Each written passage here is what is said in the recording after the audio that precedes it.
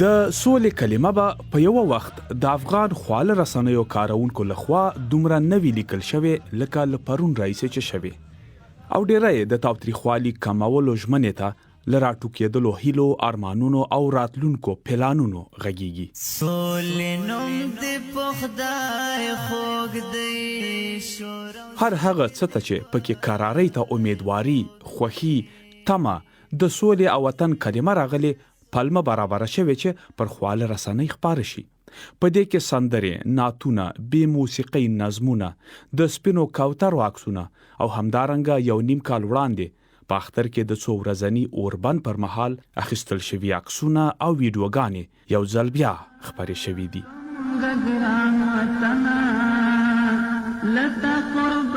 د افغان خلک فیسبوک کارونکو لخوا خبره شوی ویډیو کې چې خای د اختري زوربند پر مهال اخیستل شوی دی د افغان ځواکونو کاروان د سړک پر څنډه ولاړ دی، دوی ترې راکوزیږي او ظاهرا طالبان له خپلو بیرغونو سره روغبړ ته ورځي.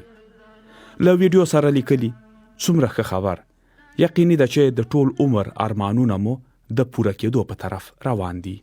زیارمل افغان بیا پر فیسبوک لیکي د ژوند وګم راځي، سوله یو قدم ته راغلی.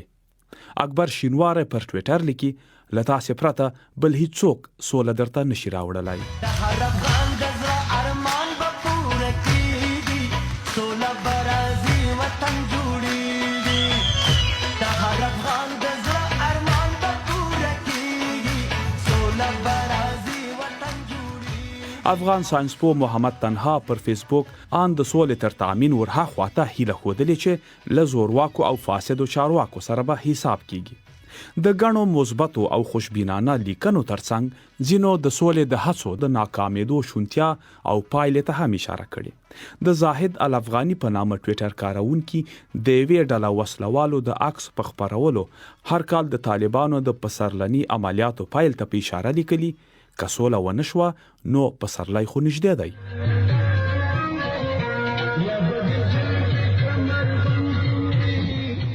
په هغه ویډیو کې چې دلته یوازې غږ اورئ په داسې حال کې مست اتڼ روان دی چې پکې د طالبانو او د افغانستان ملي بیرغ د اتڼچانو په لاس کې رپیږي او ورسره جوړه لټ اچوي. د طالبانو لوري د تاوتریخوالي د کموالي پونی کې چې نن عبدالغفور امیری بیا د ولسمشر محمد اشرف غنی وینا خبره کړې او ورسره لیکلي چې سولې ته نږدې یو ان ووایم چې سوله اوس حتمی ده ان شاء الله. اوس به هم ځینې خلک په سپېڅلو ارادو د فکر او عمل پر شخصیتونو ملنډې وهي. په هیواد کې تلپاتې سراسري او باعزته سوله چې د افغانستان د ټولو وګړو غوښتنه ده د صادقانه همشمولو. یو شمېر نورو بیا د سولې لپاره د طالبانو د مرکچی پلاوي د غړي امیر خان متقي د ویناو په خپرولو د طالبانو دا ګام ستایلی دی.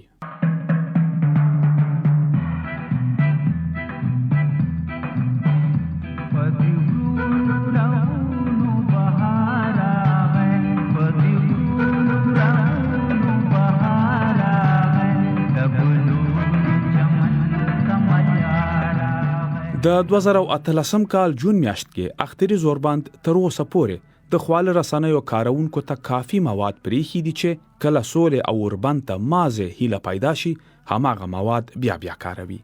دا چې دا ځل به د تاوتریخوالي کمولو په ورځنۍ موده کې خواله رسنۍ د سولې په پیغام رسونکو موادو څومره تغذیه شي سره لننه به څرک ولګيږي.